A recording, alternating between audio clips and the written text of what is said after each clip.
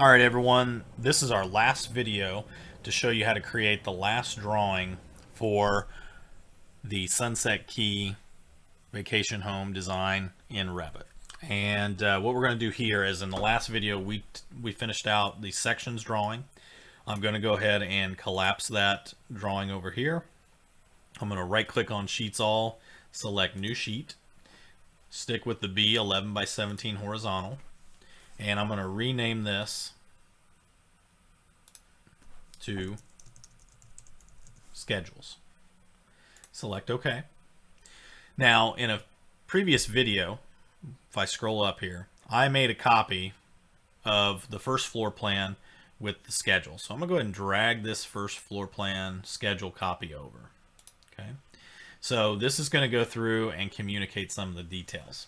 Now, one thing I'm going to do is I'm going to go ahead and double left click on the view to activate it.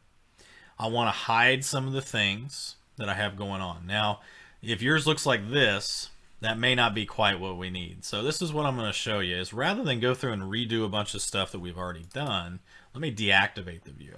So this is where you can kind of start to learn your workflow a little bit. I'm actually going to select this view and I'm going to hit delete. Okay. So as I go through and do that, I'm going to go ahead and go to my first floor plan. We really want something really close to what we already have. We have room tags here that communicate details for the home and everything, and we have some dimensions. So actually, I'm going to right click on this floor schedule that I copied before, and let me delete that. And let's go ahead, now that I've got some detailing in here, I'm going to go up here, I'm going to right click on the first floor plan, I'm going to say duplicate view, and I'm going to choose duplicate with detailing. So the detailing is all your dimensions and labels and everything. So go ahead and select that.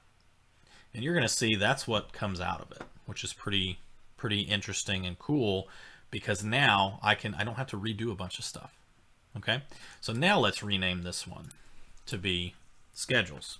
And I did that on purpose to show you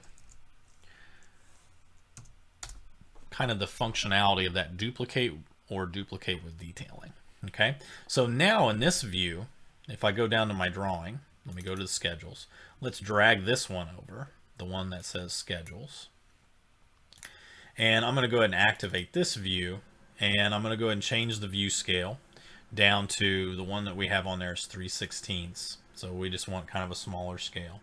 Now, I do want to get rid of a few things. I don't really need these measurements for the rooms, so I'm just going to select those and hit delete on my keyboard. So make sure you're choosing delete. It's not backspace. Make sure you're hitting delete. It's kind of right above your arrow keys on your keyboard.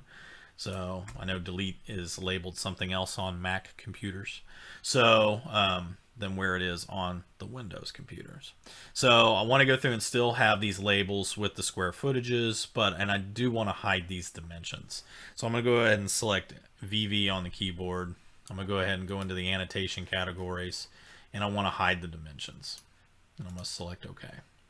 Okay, so that's going to be an easy and quick way to kind of handle this. I'm going to double left click off of the view, and in order to shorten this line, or kind of move it around, let me go ahead and move this, select the view, the little blue dot shows up, and I can shorten this line. Okay, so I want to show the schedules here, and there's a few things too that we're going to go through and do to make sure that this happens. So the one thing I'm going to go down to is I'm going to add, there's going to be some tables that we're going to add called a room schedule, a door schedule, and a window schedule. So I'm going to go down to where it says schedule/quantities. We're going to go ahead and do a room schedule. So I'm going to right click on where it says schedules and quantities, and I want to create a new schedule/quantity. I'm going to scroll down till I find in the R's, so it's all alphabetical, rooms, and I'm going to go ahead and I'm going to select and make sure the phase is set to new construction, and I'm going to select OK. What this does when this menu pops up is it's going to ask me for what fields do I want, meaning what columns do I want to show on my table. So the first one I want to select is name. I have to select it, and then I have to hit this add parameter so that way it shows up in the right side. I'm going to scroll up and I'm going to grab area, and I'm going to hit the little green arrow to go through and show it. Okay, so once I have all the things, I just want those two. I just want to show the name of the room and how big that it is in the square footage. So I'm going to go ahead and click on the filter tab. I don't really need to filter anything by, sometimes you can filter them by the fields. So I'm going to go ahead and skip that and go to sorting and grouping. We want to sort first by the name. And so I'm going to sort it alphabetically, so that way it goes that way, ascending. And then what we want is we want to check what is the grand total. So it's going to provide the title, the count, and the totals, the grand total at the very bottom. And then what I'm going to do is I'm going to go over to formatting. Okay, the only thing we're going to do here, we're going to leave name alone, but I'm going to select area. And here I want down, in this case, I want it to calculate the total area, calculate the totals for the entire building based upon the rooms. So I'm going to go ahead, as far as appearance and embedded schedule, I'm not going to mess with anything else. We're not going to get into a lot of the fine details, but this is what we're going to do is we're going to select OK. And here's what's going to happen. Now, for you, you're probably not going to see these not placed kind of options. So, or if you do, then I can always select a row, and I'm just going to go through and say delete. And it says the room tag will be deleted, so I'm going to get that little thing. So what this is I've done this before, and now that I had, and you probably noticed in a previous video when I placed the room tag, it says, oh, you've got, you know, duplicate instances, and that's exactly what happened. So as I had taken these out, and now it goes through and says they're not placed. So I can always get rid of those, but this is the room schedule. So here's my bathroom, my dining room, my kitchen, living room, master bedroom, and office / spare room with the square footages and the totals. 6 total rooms with 878 square foot. So definitely fits in a tiny home kind of category. So what I'm going to do here is I'm actually going to go ahead and go back to my schedules drawing, and up here in the schedules I'm going to grab that room schedule, I'm going to drag it over, and I'm just going to go ahead and drop it right here on the sheet and just click to place it. Okay, when it's here on the sheet, here's some things that are helpful. If you select it, you got these little triangles that allow you to, you know, kind of make sure that this all fits on one line. I kind of like it to look like this, where it's all on one line. If you need to shorten it, you can do that too. So I like it where, you know, it's very nice and neat like this. But there's your room schedule, and it all corresponds to this view. So here's what we have going on. Now we're going to do a door and window schedule. Okay, if you look in your, let's go ahead and look at the door schedule. So the door schedule, we already have a door schedule. If I double click on it, it's already been made for us. So in this particular template, I already had it where it was made for it. What I want to go through and show you is how to edit that particular door schedule. So yours probably looks a little different than mine, but I want to show you how to go through and edit these things. So when you are in this door schedule, when you double click on it and do that, you're going to notice in your properties palette you have fields, and you can choose an edit button. So if you select edit, here's what you can have go on. Some of you might have construction type or some of these other little items in here, like even mark provided. So what we're going to go through and have is going to take a look at, you know, just like what we have on the sheet. We're going to look for on the door type, we're going to go through and have the count, the family, the width, and the height. So what we're going to end up doing is, as you go through and go along, is I can go through and choose some of these options as I go through and do some of those things. So like here, like the type mark, you know, that's one of the fields that's in here for the door, which is the door type mark. So I have the count, I have the family, the width, and the height. And if I don't want something, I can select it and click this little red arrow to remove it. Now, if these are going to show up, so the category, you know, the fields that you have are going to show up in the order that they start here. So if I bump the width up, you know, it's going to go through and be before the family. So I don't want that to happen. I want it to look just like what I have on my screen. Type mark is first. That's the first column. Count is going to be the second. That's the second one listed. Then family, then width, and then height. So what I'm going to do is now, if I go up here to sorting grouping, let's go ahead and have it sort by the type mark. Go ascending. Go ahead and make sure that you got grand totals selected with the title, count, and totals being calculated. And in formatting, you know, really what we go through and have is on the count. The only one that I go through and want is if I select count is I just want it to calculate the totals. So how many total doors do you have in this building, and what's the grand total, that you have in this particular case. So just showing you how to edit some of these different features. And I'm going to go ahead and select OK. So there's your door schedule. Should look very similar. You probably have different types of doors. You may have more rows, you may have less. Just depends on what designs of doors that you put into your plan. So I'm going to go ahead and I'm going to add that door schedule over and go ahead and drop that in.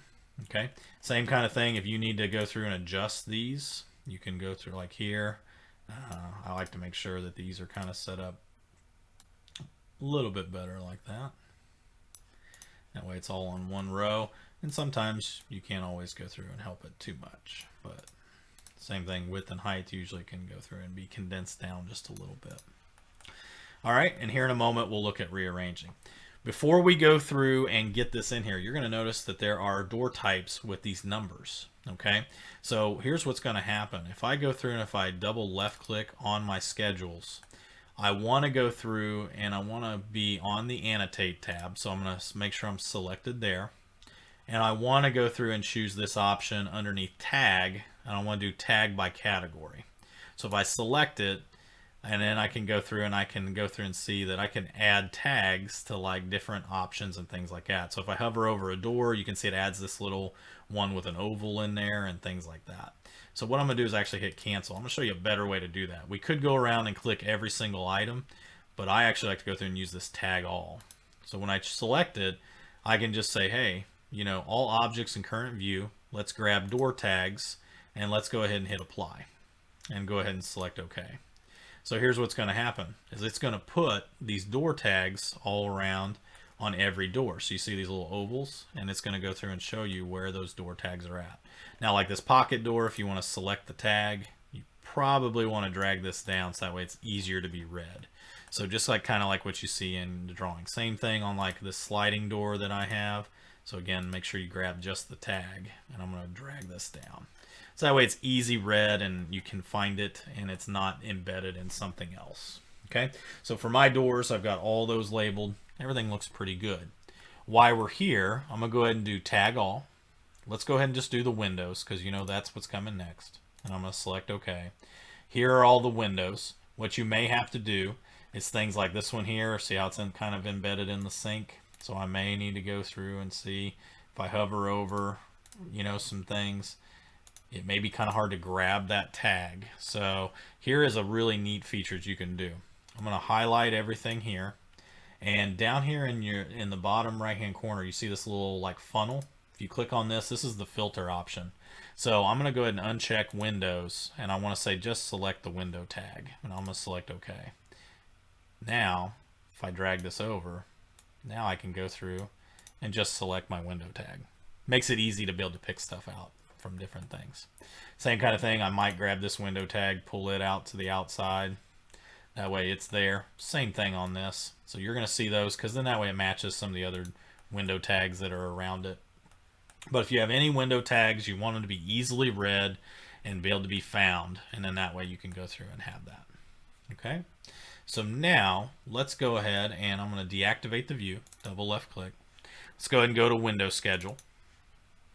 So if you double click on it, again, if you need to make changes to the window schedule, in the properties palette, choose fields. Make sure that you have your scheduled fields, type, mark, count, family, width, and height. Remember, you have to select on it to move it up or down, and you use these buttons to do that. And then make sure that, you know, for your sorting and grouping, you want type mark and ascending. You want it to calculate the grand totals, title, count, and total. And under the formatting tab, you want the type mark the count to calculate the total as well, because it's already being done in the other tab. But you're going to say OK. Then you're going to go ahead and you're going to go back to your drawing. We're going to add the window schedule.